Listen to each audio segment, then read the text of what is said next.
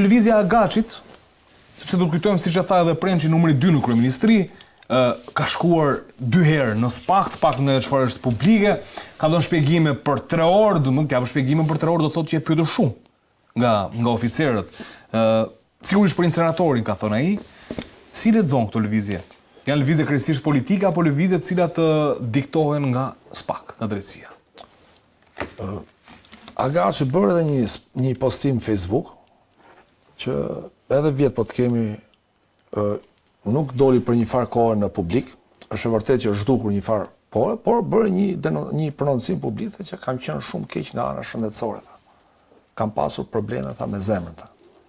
Dhe më vjen keq. Konfirmuar nga kryeministri për një trajtim në Itali. E konfirmuar nga zemra dhe zemrat po të shohim personat e trajtuar me zemër duhet i bish mbrapa këtij trajtimi, sepse në të kundërt rrezikon pasoja fatale. Unë mendoj që për shkaqe shëndetësore ky zyrtar i lartë, më të them, është larguar nga kjo detyrë. Është larguar vetë me kërkesë me drejtë, sepse nuk mund ta përballoj dot, sepse puna ka, domethënë që ti je i angazhuar tërësisht në një punë, duhet të jesh në rregull nga ana shëndetësore. Konstatohet një dëmtim shëndetësor, pra një pengesë shëndetësore, po thua. Një pengesë, unë i referoj çfarë kanë thënë vetë. Domethënë këtë është e vërtetë që është pyetur në SPAK 3 orë, po jo tash, domethënë ka kohë. Kam vitin e kaluar e kaluar. Unë mendoj që është i smur, pra është i smur, nuk është se e ka saju smundjen, sepse mund ndodhë që edhe sajohet smundja për kur ke probleme me drejtësinë.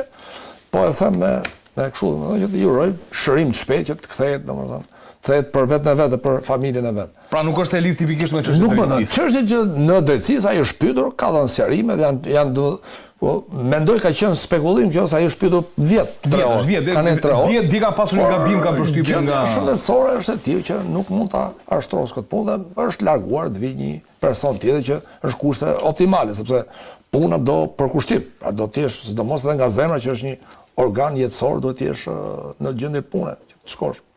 E qartë.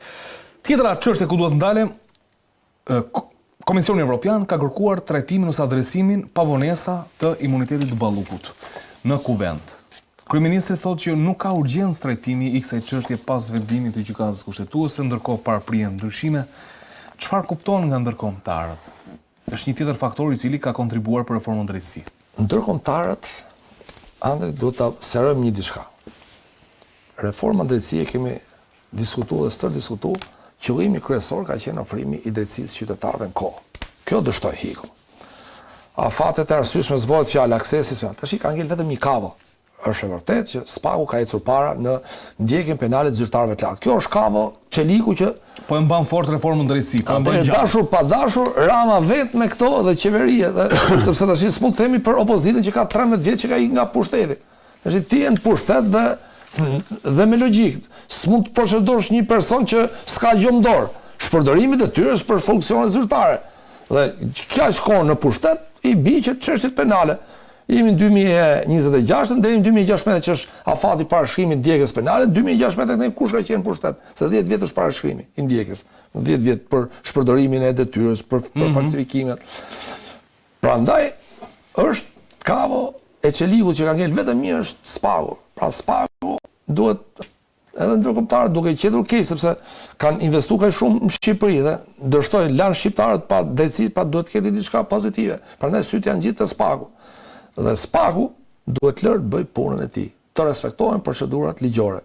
Procedurat ligjore për heqjen e mandatit, të mblidhet mandati, është më mirë që kjo çështje më mirë të rrezohet si kërkesë. Shumë rrezo, more një vendim politik se sa të zvarritet në procedurë.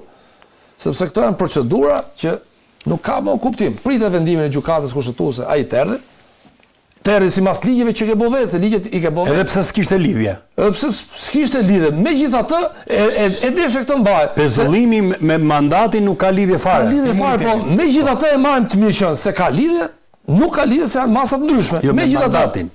Me mandatin. Pezullimi me mandatin nuk ka asnjë lidhje. Megjithatë, e marrim të mirë qenë zëm se ka lidhje, është ashtu siç thua ti. Ti aku e ke tra vendimi, është zgjidhje ligjore. Ligjin e ke bë vet, ma e vet, tash shpreh. Por e mblidhu mos ja hiq. Sepse zvarritja e procedurës jep një faturë shtetit dhe qeverisë. Duhet kemi parasysh SPAK-un, pretendimet e SPAK-ut janë zyrtare. Rrezikohet për shumë çështje penale. Pra ky është pretendimi i SPAK-ut. Është e drejtë, do ta zgjidhë gjykata. Po për momentin e flasim, rrezikohen provat të SPAK-ut. Një gjë tjetër tani për shtesë, vendimi i gjykatës kushtetuese, ai vendimi pa vendim, që sigurisht e rrëzoi kërkesën e kryeministrit, thotë që ky vendim hyn në fuqi pas botimit në fletoren zyrtare. Në fletoren zyrtare nuk është botuar akoma. Vendimi i gjykatës kushtetuese i përket datës 6 shkurt.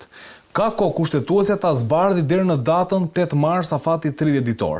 Dhe nëse në datën 30, domethënë respekton 30 ditëshin, mbas 30 ditëve ja çon fletores zyrtare, fletora zyrtare mund ta botojë deri në datën 23-15 ditë. Për shkak të ngarkesës. Për shkak të ngarkesës. Ose nuk ka letër. Shkojnë 45 ditë në këtu. 45 ditë balluku është në detyrë. Ligjërisht. Andi, prit një sekond. Tani, po të doj qeveria me lujt, me drejtsin lusi të doj. E ka ndore, dira, ma le të vazhdoj të losë. Po mos harron një diçka. Që? Vendimi i gjykatës kushtetuese për pezullimin e pezullimit, është botuar në fletoren zyrtare atë ditë që mbledh gjykata në orën 21 darkës. Jashtë orarit zyrtar. Hyri në fuqi me një herë. Me një herë. Po, kurse ky është pas botimit të fletorës zyrtare. Prit. Po jo dhe i në fletorës zyrtare, po është botuar natën mas dite. Është botuar, mos harrohem, direkt ka shkuar në orën 18:00 mas dite edhe është botuar. Skaluar 24 orë, po më thua. Po pra, skaluar 24 orë dhe u botua, dhe u fut fuqi. Ky tani. Zvarritja e qeverisë shqiptare për ta botuar në fletoren zyrtare vendimin e gjykatës kushtetuese, qeveria e ka dorë. Fletoria zyrtare nuk është e qeverisë shqiptare, nuk është e gjykatës kushtetuese. Po. E kupton. Tani, ky zvarritje lexohet edhe nga amerikanët, edhe nga evropianët si masa represive të qeverisë shqiptare kundër drejtësisë shqiptare. Sepse ti kur heq një masë sigurie, turra vrap. E kupton? Kur ti je në kushtet e masës sigurisë për varësit tua të akuzuar për vjedhje, se shiko, ne nuk e kemi vetëm të akuzuar nga SPAK-u. Zotëri, është vendimi i gjykatës. Është vendimi i gjykatës posaçme. Pra do thot nuk është dyshim i arsyeshëm me prova një prokurori dhe një oficerit të BK-s. Është mbledhur një gjykat e specializuar, gjykata më e mirë, gjykata e posaçme në Shqipëri, dhe ka marrë një vendim bazuar mbi provat që ka depozituar dhe argumentat që ka depozituar SPAK-u. Dhe ka marrë këtë vendim, pezullimi. Tani, kryeministri i Shqipërisë, përtej asaj që e atakoi në gjykatën kushtetuese, me mos botimin fletore zyrtare, bëhet pengesë për t'i dhënë kohë, për t'abuzuar, për të ndikuar, për të intimiduar. Se Karanja po thoshte për provat, pra. Domethënë, prokurori i SPAK-ut, Dritan Prençi, ka pasur si le themi si pikë synimi apo si pikë referencë, prishjen e provave dhe prandaj kërkuan pezullimin, kërkuan dhe arrestimin. Tani zonja ligjërisht, nëse përkthejmë shumë më korrigjon nëse jam gabim, Karanja, se jeni të dy njohës të ligjit, i bie që vazhdon në detyrë sepse nuk ka hyrë në fuqi vendimi i gjykatës kushtetuese. O zotri, ai le të vazhdojnë detyrë edhe këtu e 15 vjet nuk e pastron dot mëkatet dhe bëmat që ka bërë në pozicionin e punës bashkë me drejtorët e vet. Sepse SPAK-u ta ka bërë publikisht ka një çështje për ndikim në pabarazi në tendra dhe nuk kemi futur akoma hetimeve dhe themel për të parë sa inerte, sa gur, sa zhavor, sa hekur është futur në tunel. S'ka marrë hetimi. Kemi edhe një 7-8 akuza, 9 akuza, 10 akuza të tjera që kanë të bëjnë me unazën e Tiranës. Edhe ka një 18-20 tjera që kanë të bëjnë me rrugët e Shqipërisë që të gjitha kanë shkuar në pru. Din ti në investim të qeverisë shqiptare, investime strategjike të infrastrukturës që kanë kushtuar mbi 100 milion euro që të ketë mbijetuar qoftë 3 muaj pas inaugurimit, të gjitha kanë rënë. E kemi folë dhe një këtu. Duke filluar nga rruga Arbrit, nga rruga e Ersekës, nga rruga e Qukës Qafloq, nga rruga Librazh të Qafthan, aeroporti i Vlorës ka përfunduar në Gremin. Ku do prishën provat? Po ti ke biseda live të kryeministrit të Shqipërisë me kompaninë turke. për çështjen e aeroportit të Vlorës edhe për çështjen e tunelit të Llogaras. Ku do fshihen këto? Po ki parku i famshëm i Durrësit. Ekoparku. Po jo më kemi dy parqe. Kemi ekoparkun, kemi edhe të bëjmë dhe një zonë me atë zonën ku Duran.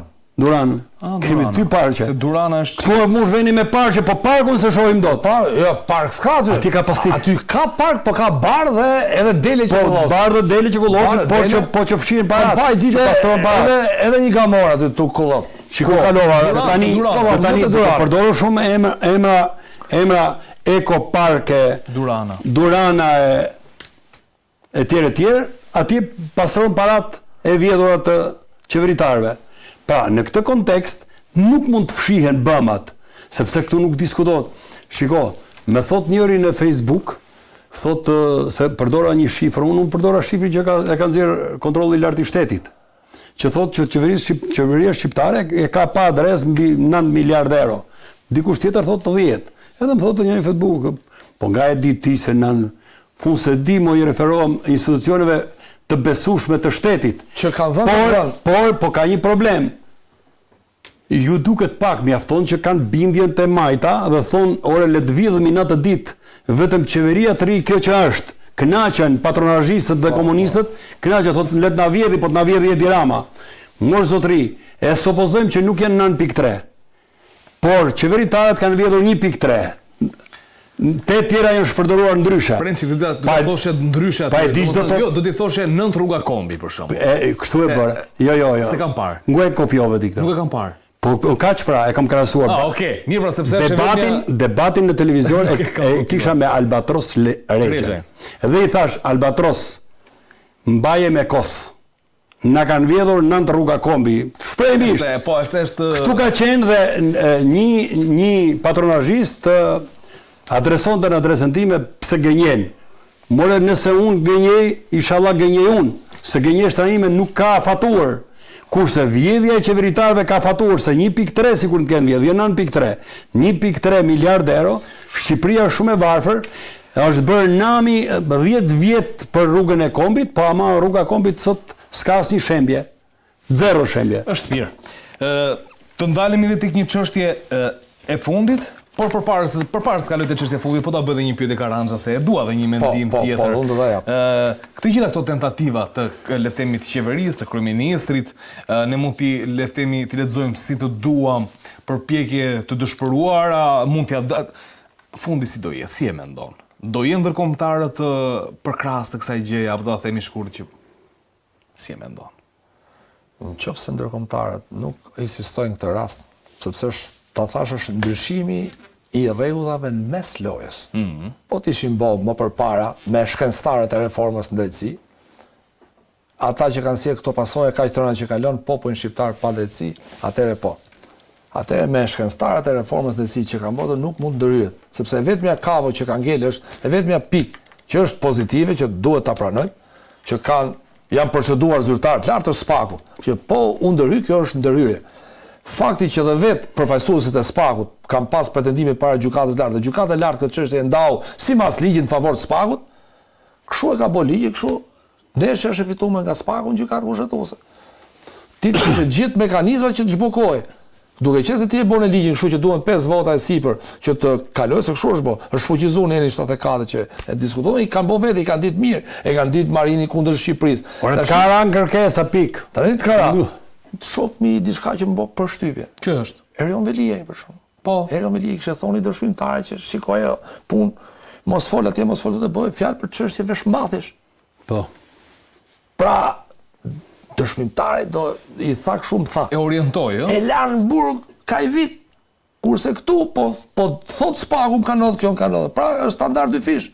Me rastin e Erion Velis veprohet ndryshe, me këtë rast që dyshohet për 10 tendra dyshohet flas. Duhet jemi saktë, është parimi prezumimit të papajësisë, mbahet qendrim tjetër është Erionis për çështje personale, për çështje veshmbathesh. Mos harrojmë që dolin në media që kishte blerë gruaja vet një pal veshmbathje 260 euro. Po. Pa ndoli kjo pjesë nga dosja dhe tash a mund ngrasohen këto me një tunel për shkak të prishur ose me një shpërdorim. Prandaj këtu mendoj që ndërkombëtarët, në rast se ky ndryshime bëhen tani pa konsultim gjerë, me konsultim gjerë të kupton që të zgjidhet kjo punë siç është për të zgjidhur, por duhet një analizë plot pse është arritu. Sepse neve vazhdon gabimi, vazhdon dhe nuk dilet pse doli këtu. Dali, pse u bë ky ligj kështu? Pse doli, kush e ka propozuar? Se ndoshta folën për grupin e puçistëve. Po, grupi puçist. Pra, të kapet grupi puçistëve, pse e bënë? Se grupi mund të nxjerrë ligj tjetër. Ishim të paaft. Qofse i paaft, pranoj që jam i paaft i bën ato ligje, por mos janë shumë rasti ti premç tregon që ka edhe brenda mazhorancës ka grupe të cilat mendojnë Karanja para 5 vitesh. Foto ambasadorit gjerman. Për informim, para 5 vitesh me Claudian Braun. E ke një dëshmitar të një zyrtari të Ministrisë së Infrastrukturës, kryesisht ke sektori i energjisë, që thot hapur, thot më ka diktuar një person, thot një oligark, i cili thot kishte marrë garancinë për të ndryshuar ligjin. Pra, ndërhyrja e oligarkëve për të bërë, nëse ne kemi miratuar ligje për interesa oligarkësh, normalisht këtu të shkojmë. Është tek dosje Metës një gjë. Këtu të shkojmë. Pati dhe një takim interesant, do mund ta përmbyll me këtë.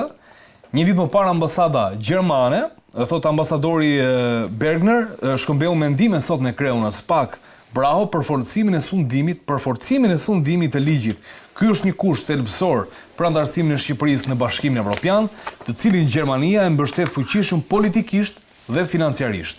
Gjermania do të vazhdojë të angazhohet intensivisht për të ruajtur progresin e arritur në vitet e fundit për të mundësuar luftën efektive kundër korrupsionit dhe krimit të organizuar. Edhe ambasada gjermane është një nga ambasadat shumë të fuqishme në vendin tonë, gati mund ta barazojmë me Bashkimin Evropian. Dalemi tek çështja e fundit. Lexova këtë për të dhënë mesazh mbas gjithë bisedës. Vetëm një koment. Shumë e shkurtër, Ja vlen një koment besoj. Është një fshat në Dibër edhe thoshin po u mbyt një nga ai fshati, mos e kërkoni poshtë nga vendi ku a mbytur e poshtë, po do ta kërkoni përpjet. Si e çonte lumi sipër? E çonte lumi sipër. Dhe ambasadorët e Shtetit Bashkuar të Amerikës dhe ambasadorët e vendeve të Bashkimit Evropian e kanë shumë seriozisht integrimin dhe antarësimin e Shqipërisë në BE, por kryeministri i Shqipërisë absolutisht në mënyrë kategorike e jap me bindje të plot nuk e do Shqipërinë në BE. Kam përshtypjen që është projekti politik i jetës tij antarësimin. Absolutisht jo. Është vetëm fallsitet, tundja e pasaportës, por me shpirt nuk e do. Veprimet që ai kryen tregon që Rama duhet kërkuar nga vendi i mbytjes së përpjet, jo poshtë.